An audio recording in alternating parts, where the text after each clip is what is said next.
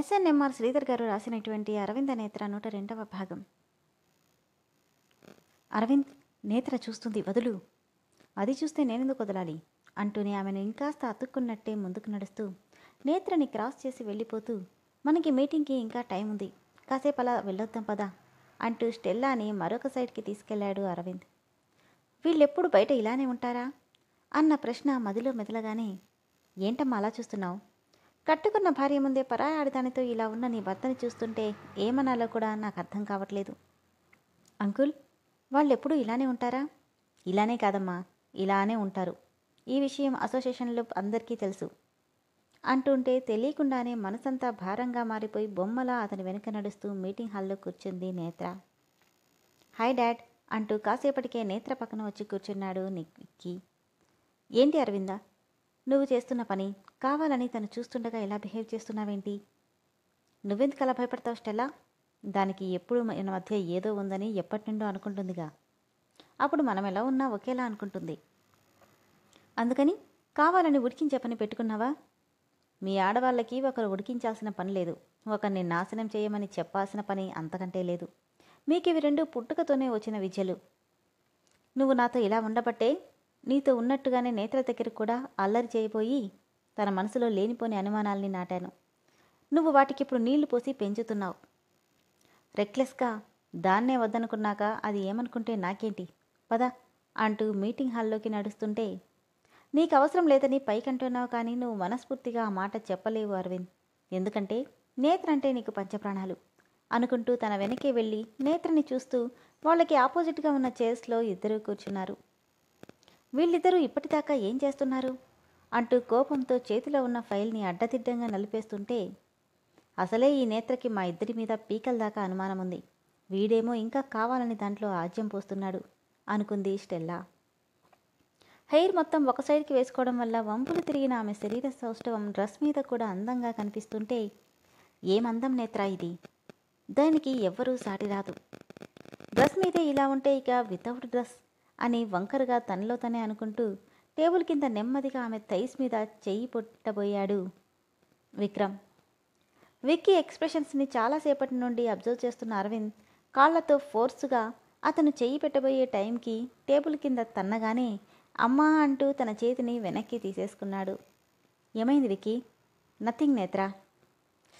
అబ్బా అనుకుంటూ కష్టంగా సీట్లో కూర్చున్న విక్రమ్ని చూసి, ఏమైందిరా, ఇప్పటిదాకా బానే ఉన్నాగా, ఏమైనా ప్రాబ్లమా? ఏం లేదు డాడ్, నేను బానే ఉన్నాను అని అరవింద్ని కోపంగా చూస్తూ చెప్తుంటే, ఎక్కువ చేస్తే కట్ చేస్తానన్నట్టుగా ఉన్న అతని చూపుకి లోపల రగిలిపోతూ, నీ ముందు నేత్ర, మన కంపెనీ నుండి డెమో ఇవ్వాల్సింది నువ్వే అని ప్రకాష్ అనడంతో, ప్రకాష్ ముందుగానే మాట్లాడాల్సిందంతా తనకి చెప్పడం వల్ల దాని ప్రకారం ఎక్స్ప్లెయిన్ చేస్తున్న కళ్ళు మాత్రం అరవింద్నే చూస్తూ అతి కష్టంగా తన ప్రజెంటేషన్ కంప్లీట్ చేసింది నేత్ర. తర్వాత మైక్ తీసుకున్న అరవింద్ అతను ఏం చెప్పాలనుకుంటున్నాడో క్లియర్ కట్గా 10 నిమిషాల్లో కంప్లీట్ చేస్తే, అసోసియేషన్ వాళ్ళు ఏం చెప్పాలనుకుంటున్నారో మొత్తంగా క్లియర్ చేసి హాఫ్ అన్ అవర్లో మీటింగ్ని కంప్లీట్ చేయడంతో ఒక్కొక్కరుగా అందరూ వెళ్ళిపోతున్నారు. అరవింద్ని కోపంగా చూస్తూ డోర్ ఓపెన్ చేయబోయిన నేత్ర అది టైట్గా ఉండడంతో గట్టిగా లాగింది. దాంతో వెనక్కి పడబోయి వెనకే ధ్వజస్తంభంలా ఉన్న అరవింద్ని గుద్దుకొని ఆగితే, తను పడకుండా తన చుట్టూ చెయ్యేసి బ్యాలెన్స్ చేసి నిలబెట్టి తప్పటడుగు వేస్తే ఇలానే కింద పడాల్సి వస్తుంది. నీ విషయంలో ఆల్రెడీ తప్పటడుగులే వేశాను అంటూ పక్కనే ఉన్న స్టెల్లాని చూస్తూ విసురుగా అతని చేతి నుండి విడిపించుకుని వెళ్ళిపోయింది నేత్ర. వెనుక నుండి వీళ్ళని చూస్తున్న విక్కీ, నువ్వు తన కోసం ఎంత ట్రై చేసినా తను ఎప్పటికీ నీకు దక్కదురా. ట్రై చేయాల్సిన కర్మ నాకేంట్రా, అది నేను తాలికట్టిన పెళ్ళాం, అది మొన్నటిదాకా. ఇప్పుడు మాత్రం తన పక్కన నేనున్నాను. గట్టిగా నవ్వి, ఇదే మాట దాని ముందు చెప్పు, ముందు గొయ్యి తీసి నిన్ను పాతి పెడుతుంది అంటూ 2 అడుగులు వేసి అప్పటికే అందరూ వెళ్ళిపోవడంతో మళ్ళీ వెనక్కి తిరిగి, ఇందాకేంట్రా దాని మీద చెయ్యి వేయాలని తెగ ఆరాటపడుతున్నట్టున్నావు, వేస్తే నీకేంట్రా, ఎటు నిన్ను అద్దనుకొని వదిలేసింది కదా. పిచ్చ నా కొడక, దాని మీద చెయ్యేసినా చెయ్యి చేసుకున్నా పూర్తి హక్కు ఇంకా నాకే ఉందిరా, కాదనే రైట్ నీకు కూడా లేదు. హక్కా అంటే నువ్వు సరిపోదు, తనివ్వడానికి సిద్ధంగా ఉండాలి. కొంపదీసి ఆ రైట్ నీకు గానీ ఇస్తుందా అని గట్టిగా నవ్వేశాడు అరవింద్. ఖచ్చితంగా దాని మీద రైట్ ఎప్పటికీ నాదే. గట్టిగా నవ్వుతూ, ఆ మాట అడిగి చూడు, ఏం చేస్తుందో ప్రాక్టికల్గా తెలుస్తుంది అని ఇంకోసారి పబ్లిక్లో దాని మీద ఒంటి మీద చెయ్యి వేయాలని చూస్తే తనడం కాదు. ఏం చూసుకుని దాని మీద చెయ్యి వేయబోయావో దాన్ని కట్ చేస్తా, గుర్తుపెట్టుకో అని కసిగా చెప్పి వెళ్ళిపోతుంటే, నాకే వార్నింగ్ ఇస్తావా? ఇప్పుడు దాన్ని ఏం చేస్తానో నీ కళ్ళతో నువ్వే చూడరా అంటూ నేత్రా నేత్రా అని పిలుస్తూ తన వెనక్కి వెళ్ళాడు. అసహనంగా, ఏంటి విక్కీ? ఏం లేదు, ఆఫీస్లో వర్క్ ఉంది కదా, త్వరగా వెళ్దాం అంటూ లిఫ్ట్ ఓపెన్ చేయగానే ఆల్రెడీ అందులో స్టెల్లా అరవింద్ ఉండడం చూసి, ఇంత ఫాస్ట్గా వీడెలా వచ్చాడు అనుకున్నాడు విక్రమ్. వాళ్ళిద్దరి వైపు కోపంగా చూసి, వికీ, ఇంకో లిఫ్ట్లో వెళ్దాం పదా. చూసావా స్టెల్లా, మనల్ని చూసి ఎలా భయపడి పారిపోతున్నారో. సరే నేత్ర, పద వెళ్దాం.